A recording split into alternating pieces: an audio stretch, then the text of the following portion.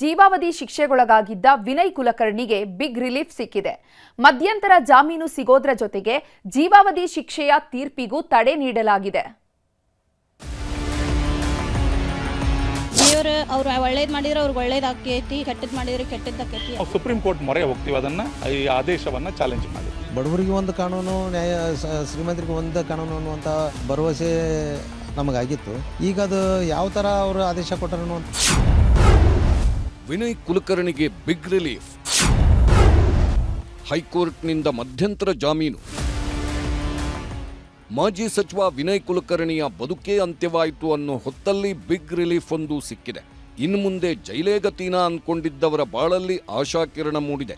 ಯೋಗೇಶ್ ಗೌಡರ್ ಕೊಲೆ ಕೇಸ್ನಲ್ಲಿ ಜೀವಾವಧಿ ಶಿಕ್ಷೆಗೆ ಗುರಿಯಾಗಿದ್ದ ವಿನಯ್ ಕುಲಕರ್ಣಿಗೆ ಮಧ್ಯಂತರ ಜಾಮೀನು ಸಿಕ್ಕಿದೆ. ಜೊತೆಗೆ ಸ್ಪೆಷಲ್ ಕೋರ್ಟ್ ವಿಧಿಸಿದ್ದ ಶಿಕ್ಷೆಯನ್ನೇ ಅಮಾನತಿನಲ್ಲಿಟ್ಟಿದೆ. 3.5 ತಿಂಗಳ ಹಿಂದೆ ವಿನಯ್ ಕುಲಕರ್ಣಿ ಬದುಕಲ್ಲಿ ಬರಸಿಡಿಲೊಂದು ಅಪ್ಪಳಿಸಿತ್ತು.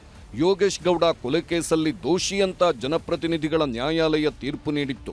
ಹೀಗಾಗಿ ವಿನಯ್ ಕುಲಕರ್ಣಿಯ ರಾಜಕೀಯ ಜೀವನದ ಜೊತೆಗೆ ಬದುಕೇ ಕತ್ತಲಲ್ಲಿ ಮುಳುಗಿ ಹೋಯಿತು ಅನ್ನೋ ಚರ್ಚೆ ಶುರುವಾಗಿತ್ತು. ಹೀಗಾಗಿಯೇ ಹೈಕೋರ್ಟ್ ಮೆಟ್ಟಿಲೇರಿದ್ರು. ವಿಚಾರಣೆ ನಡೆಸಿದ ನ್ಯಾಯಾಲಯ ಜಾಮೀನು ನೀಡೋದ್ರ ಜೊತೆಗೆ ಕೆಳಹಂತದ ನ್ಯಾಯಾಲಯ ನೀಡಿದ ತೀರ್ಪನ್ನ ತಡೆಹಿಡಿದಿದೆ. 2016 ಜೂನ್ 16ರಂದು ಧಾರವಾಡದ ಜಿಲ್ಲಾ ಪಂಚಾಯಿತಿ ಸದಸ್ಯರಾಗಿದ್ದ ಯೋಗೇಶ್ ಗೌಡರ್ ಭೀಕರ ಕೊಲೆಯಾಗಿತ್ತು. ಈ ಪ್ರಕರಣವನ್ನ 2019ರಲ್ಲಿ ಸರ್ಕಾರ ಸಿಬಿಐ ತನಿಖೆಗೆ ವಹಿಸಿತ್ತು. ಹೀಗಾಗಿ ನಿರಂತರ ತನಿಖೆ ನಡೆಸಿದ ಸಿಬಿಐ 21 ಮಂದಿ ಮೇಲೆ ಚಾರ್ಜ್ ಶೀಟ್ ಸಲ್ಲಿಕೆ ಮಾಡಿತ್ತು. ಈ ಸಂಬಂಧ ಕೋರ್ಟ್ನಲ್ಲಿ 6 ವರ್ಷಗಳ ಕಾಲ ಸುದೀರ್ಘ ವಿಚಾರಣೆ ನಡೆಸಲಾಗಿತ್ತು. 2020ರಲ್ಲಿ ಸಿಬಿಐ ಅಧಿಕಾರಿಗಳು ವಿನಯ್ ಕುಲಕರ್ಣಿಯನ್ನ ಬಂಧಿಸಿದ್ರು. ಬಳಿಕ 2021ರಲ್ಲಿ ಸುಪ್ರೀಂ ಕೋರ್ಟ್ನಲ್ಲಿ ಜಾಮೀನು ಸಿಕ್ತಿದ್ದಂತೆ ಹೊರಬಂದಿದ್ರು. ಆದರೆ 2025ರ ಜೂನ್ನಲ್ಲಿ ಕುಲಕರ್ಣಿ ಜಾಮೀನು ರದ್ದಾಗಿತ್ತು. ಬಳಿಕ 2026ರ ಫೆಬ್ರವರಿ 27ರಂದು ಮತ್ತೆ ಷರತ್ತುಬದ್ಧ ಜಾಮೀನು ನೀಡಲಾಗಿತ್ತು.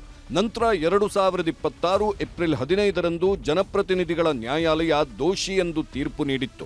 ಈ ಸಂಬಂಧ ಹೈಕೋರ್ಟ್ ಮೆಟ್ಟಿಲೇರಿದ್ದ ಕುಲಕರ್ಣಿಗೆ ಈಗ ಬಿಗ್ ರಿಲೀಫ್ ಸಿಕ್ಕಿದೆ.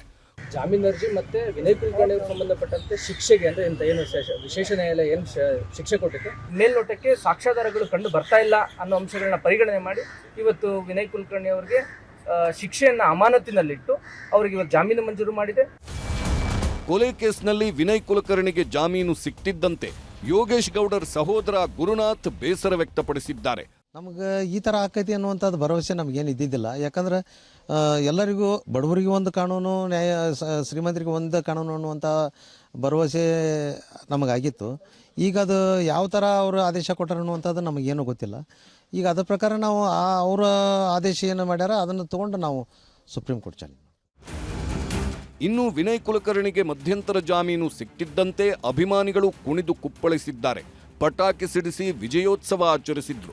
ಒಟ್ನಲ್ಲಿ ಕಳೆದ 3 ತಿಂಗಳಿಂದ ಪರಪ್ಪನ ಅಗ್ರಹಾರ ಜೈಲಿನಲ್ಲಿದ್ದ ವಿನಯ್ ಕುಲಕರ್ಣಿ ಈಗ ಬಂಧ ಮುಕ್ತರಾಗ್ತಿದ್ದಾರೆ. ಆದ್ರೆ ಸುಪ್ರೀಂ ಅಂಗಳಕ್ಕೆ ಹೋಗಿದ್ದೇ ಆದ್ರೆ ಮತ್ತಿನ್ನೇನಾಗುತ್ತೆ ಅನ್ನೋದನ್ನ ಕಾದು ನೋಡಬೇಕು. Gangadhar ವಾಗಟ, crime bureau, news 18, Bengaluru.